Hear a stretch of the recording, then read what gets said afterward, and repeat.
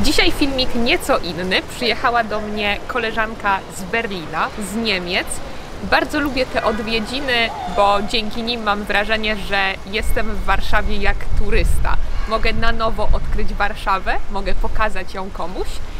I dlatego chciałabym pokazać Wam Warszawę. Dzisiaj zabiorę Was na spacer po Warszawie, po głównych, takich centralnych punktach Warszawy. Jeśli jesteś tu pierwszy raz, to ja jestem Ania, jestem nauczycielką języka polskiego jako obcego, a to jest Płynnie po polsku, kanał dla uczących się języka polskiego jako obcego. Zaczynamy nasz spacer przy Pałacu Kultury.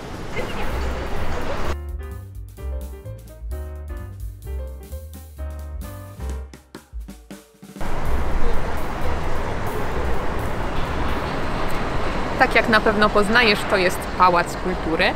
Niektórzy uważają go za symbol Warszawy, inni za symbol bardziej komunizmu.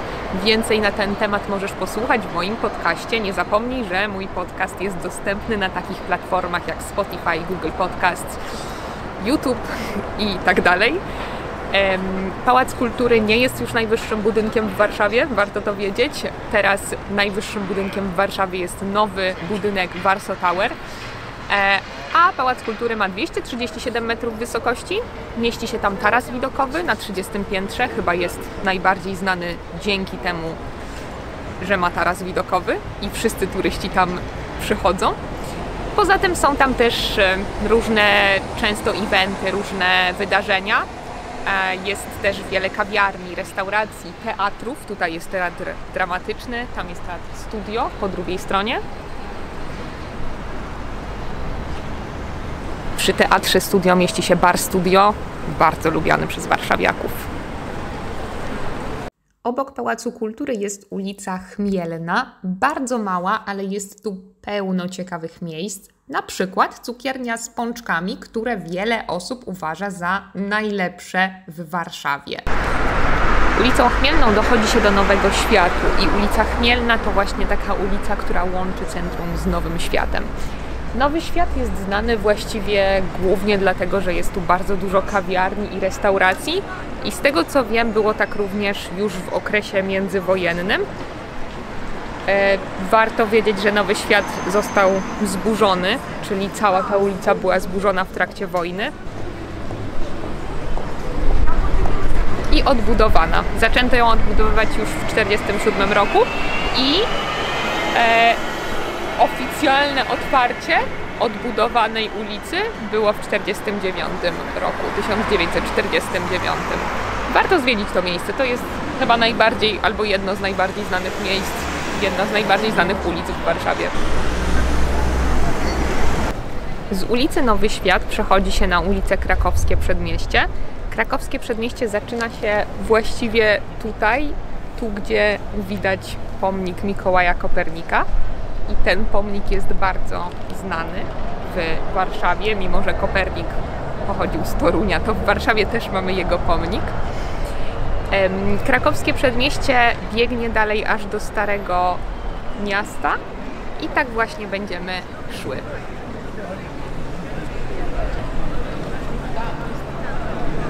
Na Krakowskim Przedmieściu mieści się wiele istotnych budynków, jak na przykład Uniwersytet albo Pałac Prezydencki.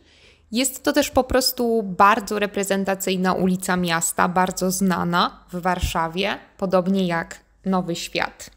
To, co moim zdaniem jest trochę smutne w Warszawie, to to, że mamy bardzo dużo sieciówek. Sieciówka to taki sklep albo kawiarnia, która nie jest tylko w jednym miejscu, ale jest w wielu miejscach, czyli ma kilka lokali. Ma zwykle bardzo dużo lokali. Na przykład za mną jest Green Cafe Nero, czyli jedna z sieciówek, które możecie spotkać prawie w każdym miejscu w Warszawie. Podobnie jest z takimi kawiarniami jak Costa, jak Starbucks. Starbucks może już trochę mniej, ale bardzo dużo restauracji, kawiarni i sklepów, które są sieciówkami i które nie są tylko na obrzeżach miasta, ale też nawet na Starówce. Starówka to inna nazwa na Stare Miasto, bardzo często mówimy Starówka. Pierwszym miejscem, które widzimy na Starówce, jest Plac Zamkowy. Plac Zamkowy to duży plac z kolumną Zygmunta na środku i z Zamkiem Królewskim. Zamek Królewski również został zniszczony w 1944 roku i odbudowany w latach 70. XX wieku. Zamek Królewski razem ze Starym Miastem są na liście Światowego Dziedzictwa UNESCO. Zostały na nią wpisane w 1980 roku.